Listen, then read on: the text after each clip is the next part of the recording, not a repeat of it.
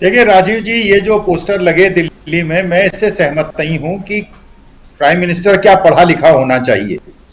देखिए, पढ़ा लिखा हो न हो, कम पढ़ा लिखा हो, कामराज जी थे, वो कम पढ़े लिखे थे, लेकिन कामराज जैसा राजनीतिज्ञ और उतना बड़ा गुणी आदमी शायद भारत के राजनीतिक इतिहास में नहीं है।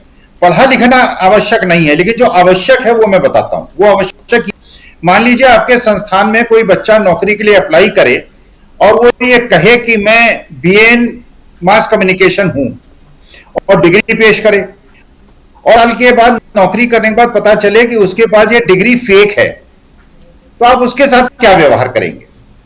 अभी आदमी नौकरी ग्रहण कर ले, इसमें आवश्यकता न के बावजूद ये कहे कि वो पीएचडी पोस्ट ग्रेजुएट है, और बाद में पता चले कि वो हाई स्कूल पास है और पोस्ट ग्रेजुएशन उसने नहीं किया, फर्जी डिग्री उसने दी है। तो ऐसी स्थिति में राजीव जी, कोई भी सरकारी एम्प्लॉयर या कोई भी प्राइवेट एम्प्लॉयर क्या करेगा? यह प्रश्न है सत्यनिष्ठा का। कहीं नहीं कहा गया कि जो चुनावी एफिडेविट है उसमें आप कहें कि आप कितना पढ़े लिखे। अगर आप नहीं पढ़े लिखे हैं तो भी कोई समस्या नहीं है, लेकिन अगर आप एमए पॉलिटिकल साइंस नहीं है, एमए एंटायर पॉलिटिकल साइंस नहीं है, अगर कोई विश्वविद्यालय ये क्लेम नहीं कर रहा है कि उसने आपको पढ़ाया है, ना कोई जूनियर टीचर है, ये प्रश्न है सत्यनिष्ठा का। ये प्रश्न है कि क्या आपकी जो आत्मा है, जो आपका व्यक्तित्व है, वो सच पे आधारित है। अगर मैं मान लीजिए हाई स्कूल पास होता और मैं लोकसभा का सदस्य होता, मैं कहता हूं ना हाई स्कूल पास है, और हाई स्कूल पास होने के बाद अगर आप चाहते हो बना दो, जनता ने स्वीकार किया, लेकिन अगर आप झूठ बोलते हो तो इसका मतलब यह है कि आपकी सत्यनिष्ठा संदिग्ध है, पहली बात। दूसरी बात, जो जस्टिस थॉमस ने कही और जो सुप्रीम कोर्ट ने कही, वास्तविकता में वो बात वही हो रही है कि आज देश में द्रौपदी का चीरहरण दोबारा हो रहा है।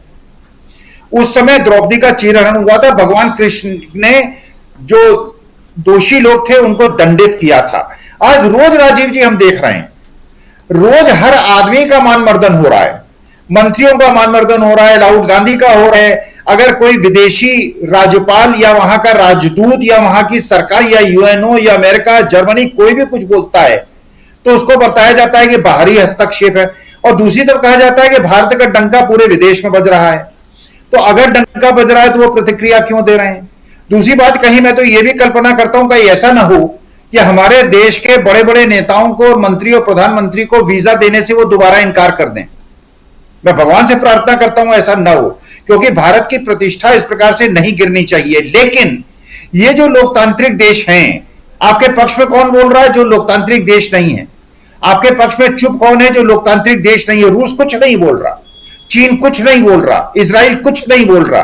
बोल कौन रहे? जो वास्तविकता में लोकतांत्रिक देश हैं। इसका मतलब ये आपकी जो डेमोक्रेटिक फ्रेटर्निटी है वो आपके खिलाफ हो गई है।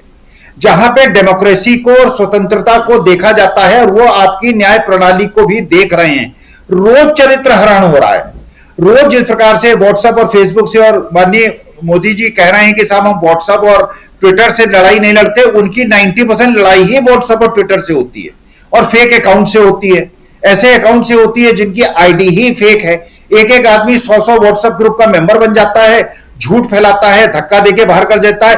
लेकिन 4 महीने से स्थिति थोड़ी बदली है, अब हम लोग उन्हें धक्का देके बाहर कर देते हैं। हम जो राष्ट्रवादी लोग हैं, हम जो देशभक्त लोग हैं, हम जो भारतवादी लोग हैं, जो कि धार्मिक विद्वेष के खिलाफ संघर्ष कर रहे हैं, हमको भी कभी अर्बन नक्सल कह देते हैं, कभी किसी को नक्सलाइट कह देते हैं। अरे आपके पास अगर ये प्रूफ है कि आपने कहा कि जजेस जो हैं वो टुकड़े टुकड़े गैंग है, तो ये सुप्रीम कोर्ट में क्यों नहीं जाके बताते, कोर्ट में जाके क्यों नहीं बताते? नामजद करें कौन कौन टुकड़े टुकड़े गैंग के सदस्य हैं, और इनके पास क्या उसके प्रूफ है कि वो टुकड़े टुकड़े गैंग के सदस्य हैं। और अगर नहीं है तो ये 2 साल की सजा हो, इनको मंत्री पद से निकाला जाए।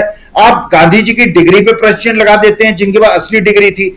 वास्तविकता में मानहानि रोज हो रही है, चरित्रहरण रोज हो रहा है, लेकिन जो एक पक्षीय कार्रवाई हो रही है, अब खेल बिल्कुल पलट गया है, मौसम बिल्कुल बदल गया है।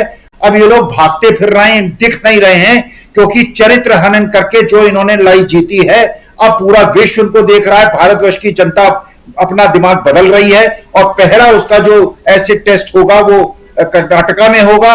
और अब ये वो लोग भी ये बता रहे हैं, अपने जो एनालिसिस है, कि वहां 140 सीट मिलेगी कांग्रेस को, इसका मतलब 170 सीट मिलेगी, क्योंकि 140 तो गोदी मीडिया बता रहा है। पूरा खेल बदल गया है। अब ये देश विरोधी टुकड़े टुकड़े गए ढारेगा और हम जैसे लोकतांत्रिक और राष्ट्र प्रेमी लोग जीतेंगे और देश में फिर महात्मा गांधी और महात्मा बुद्ध का जो साम्राज्य स्थापित होगा और गोडसे जैसे लोग इस देश में अब नहीं रहेंगे। राजीव जी नहीं, हो सकता है राजीव जी ऐसा हो, जितने भी मोदी हैं सरनेम वाले, उन्होंने कोई आपस में मंत्रणा की हो और अभी एक ललित मोदी ने किया है, फिर नीरव मोदी भी करें, फिर वो मेहुल चोकसी भी करें और ये सब जो है राहुल गांधी के पीछे पड़ जाएं, तो राहुल गांधी ने जो बात कही थी वो सिद्ध हो जाएगी। देखिए एक और चीज देखिए, देश की जो सुरक्षा व्यवस्था है वो कितनी दुरुस्त है राजीव जी। एक किरण भाई पटेल मिले थे, अब उनकी पत्नी को भी अरेस्ट कर लिया गया है अहमदाबाद के अंदर। उन्होंने भी एक बड़ी कोठी को धोखाधड़ी करके हथियाया था। कितनी अच्छी सुरक्षा व्यवस्था है। पति तो Z+ सिक्योरिटी लेकर देश विदेश घूम रहा था और पत्नी जो थी वो कोठियां कब्जे कर रही थी और गुजरातियों की ही कोठियां कब्जा कर रही थी और सुरक्षा व्यवस्था को कुछ नहीं पता था।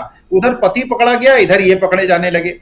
देखिए जो मोदी जी ने कहा, जो उन्होंने भाषण दिया, उन्होंने कहा लोग पूछते हैं 2 बार प्रधानमंत्री बन गए, अब किस लिए भाग दौड़ करते हो। राजीव जी मुझे समझ में आता है, जो मेरे को समझता है, लगता है मोदी जी को जवाब देना चाहिए था कि अगर मान लीजिए मोदी जी प्रधानमंत्री पद छोड़ दें तो अदानी जी का क्या होगा, गौतम अडानी और विनोद अडानी का क्या होगा। और विनोद अडानी और गौतम अडानी ने, जैसे अरविंद केजरीवाल ने विधानसभा के अंदर कहा कि मोदी जी का पैसा लगा है, तो उस पैसे का क्या होगा। देखिए वास्तविकता में जो ये एक पूरी प्रक्रिया है, अब ये तो मोदी जी का कर्तव्य बनता है कि अडानी जी को बचाने के लिए और अरविंद केजरीवाल के कहे अनुसार जो मोदी जी का और अमित शाह जी का पैसा लगा हुआ है, जय शाह का भी हो सकता है पैसा लगा हो, क्योंकि BCCI भी एक बहुत बड़ी कामधेनु गाय है जिसमें खूब धन का दोहन होता है।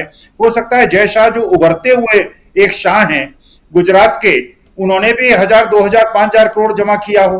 तो देखिए पूरी व्यवस्था जो है, मुझे ऐसा लगता है देश विदेश में सुरक्षा व्यवस्था, देश की जो कानून व्यवस्था है, देश की जो आंतरिक सुरक्षा है, राजीव जी सब खतरे में है। और हम जैसे देशभक्तों के लिए अब ये बिल्कुल एक टारगेट बन गया है और हमारे लिए एक जीवन मरण का सवाल हो गया है कि भारत माता की रक्षा करने के लिए, भारत माता को अक्षुण्ण रखने के लिए हम ऐसी शक्तियों का साथ दें जो फिर दोबारा महात्मा गांधी और महात्मा बुद्ध और गुरु नानक और महावीर जैसे लोगों का शासन स्थापित करें।